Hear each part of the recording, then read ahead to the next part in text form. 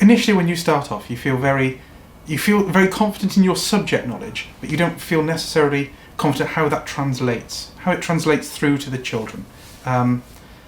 You're there, you're talking, you're enthusiastic about your subject, they can see your enthusiasm, but are you necessarily conveying it in the most effective way? Is your pedagogy right for that content? And it differs, like, not just by subject, but it differs by the kind of topic inside the subject. You can't always keep coming in with the same kind of tasks, the same kind of activities. It kind of needs revision, and certain topics really do lend themselves to one kind of pedagogy rather than any other. So I think over time, you just notice what you've got, notice what works in the room, reflect on the feedback. You're meant to write loads of feedback, go through it. If it doesn't work, they'll say it doesn't work, and then work out why it doesn't work. Is it that you did it with the wrong class? Did you need to differentiate the work pedagogy-wise in a different way for that class? Or is it that it needed, perhaps you just did it at the wrong time of day? You know, what works in lesson 5 doesn't necessarily work in lesson 1. So you will have to adjust your pedagogy depending on all kinds of factors that you don't necessarily think you will at the beginning. You feel very much, I'm just going to convey this knowledge, but how are you going to convey it? And I think that's quite difficult to. Yeah, and you saying about differing, it's important to remember that in CP1 or in both CPs, we will have 4 learning and teaching observation forms, and maybe in that lesson which was being observed you were unaware, but all the other lessons that week, that placement during that between learning and teaching form 1 and 2, you could have been aware, and it just so happened that on that day, maybe with the added pressure of you knowing that you're being observed, that you didn't perform or you didn't go to plan as you expected, and that's absolutely normal. In the very beginning, we're not expected to be aware or capable, and so eventually you'll want to develop, not your subject knowledge, as you said, you're fully aware of that, is more tailoring it, suiting your language within the classroom to suit your audience, and that will come when you get to know, I say get to know your crowd, get to know your pupils, and you build that relationship with them. You know what works and what doesn't work. So yeah, I think that's important to understand, not to be hard on yourself, because we're not expected at the very beginning of the clinical practice to be anything but, really. Yeah, I think throughout you can end up pitching it at slightly the wrong level. Mm-hmm. It's often, because you're such a subject expert in your own subject, you pitch it at a level that's significantly too high. And you take it down and you kind of reflect on it, and then you still think, is it still too high? And you pitch it down a bit more. So it's kind of a matter of tailoring it, just reflecting on each experience. How did it go? Mm-hmm. Have I pitched it right? Have I pitched it right for the middle of the room even? You'll have learners you need to differentiate for. You need to definitely pitch it up for them. Scaffold.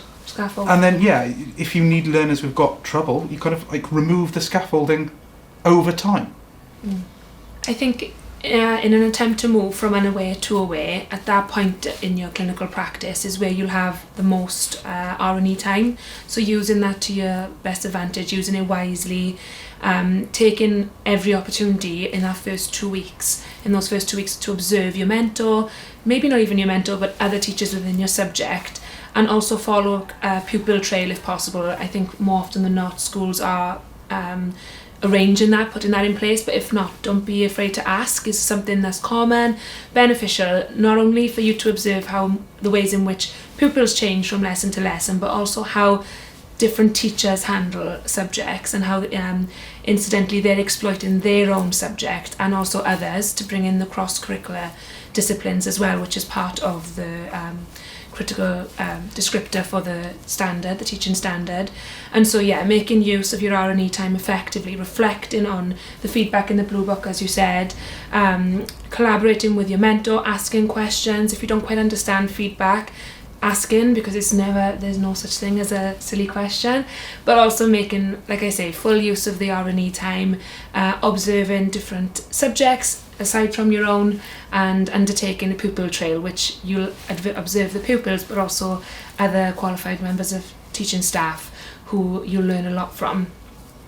That's really important. I think actually it's very, very helpful to see other subjects. I think it's quite often when you're in your subject, you're kind of engrossed in your subject, you've got that, but then you see, if you go to a different subject, you kind of see the pedagogy afresh again. Mm-hmm. You don't kind of have this overwhelming input of it. Yeah. And then that kind of gives you strategies that you might not even considered for your subject that you can then go and try out. Some won't work. That's not a surprise. It's like not horrific situation if they don't always work.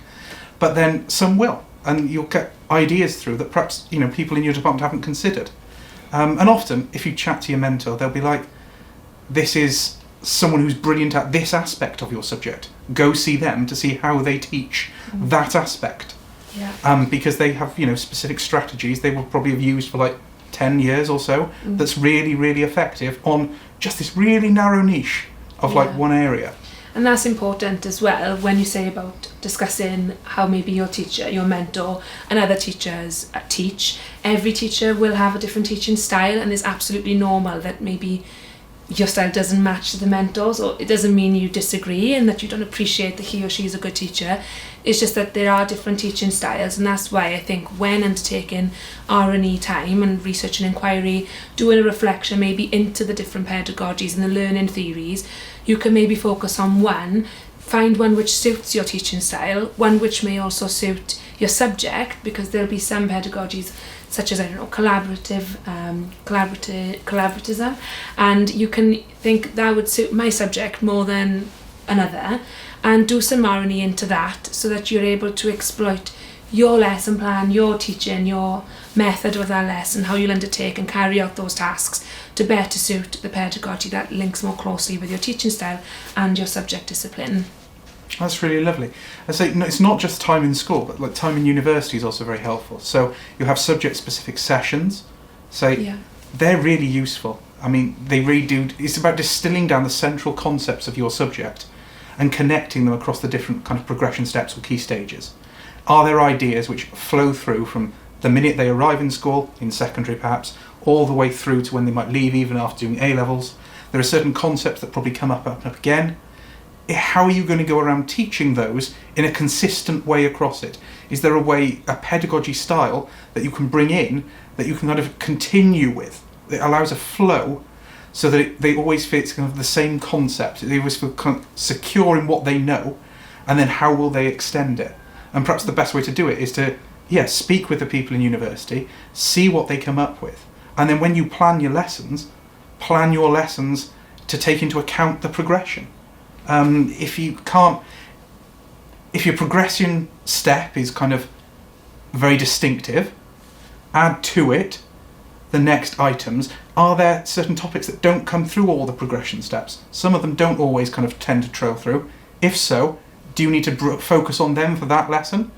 How would you bring the other ones kind of to the forefront of what you need to know? Yeah, working at what's relevant. Yeah. And one thing I think is super important to remember, that at this point we're still discussing an Aware to Aware, and so it's important to remember, again, assuming that we're at the beginning normally, generally, of the clinical practice at this stage, that to continue to collaborate with others. It doesn't even have to be qualified professional teachers, whether they be lecturers in Cardiff Met School. Make use of those in the same position as you, and those who on those campus days and university days, you're all in the same boat, collaborating with them, seeing how they would introduce that topic in their subject and exploit that topic in your same subject, would bring all together and build on your repertoire of resources and ideas which you never maybe even considered using. And that awareness of, I didn't realise that could be said in that way or done in that way, is recognising, I can see why I am unaware, but now by talking with others, communicating, collaborating with others, even peers, as I say, will take you from the unaware to the aware, because you're able to recognise that that's something you're lacking. It's great. I think gathering resources is really important. It's really helpful, and there's loads of opportunities to gather resources, not just from in the university, which they've got plenty of, but your peers in your subject's discipline, they share your resources with them. Someone probably has their own specific niche on one area of your subject. Speak to them about how they would teach it. Gain from them, and then you can return with your own specific area to them. So there's all that kind of aspect to it, but you can also go through the literature. The literature does have proven examples of strategies that work for specific aspects, specific approaches, even to individual lessons. Take those strategies, trial them, go through it. If there's a professional organisation for your subject, go to that, look at it, join it, go through their own individual journals. If you've got one which is just a journal of pedagogy for your subject, open it up prior to planning your lesson, have a read through it, and see if any of it kind of resonates as applicable. Yeah. And if it is, try it.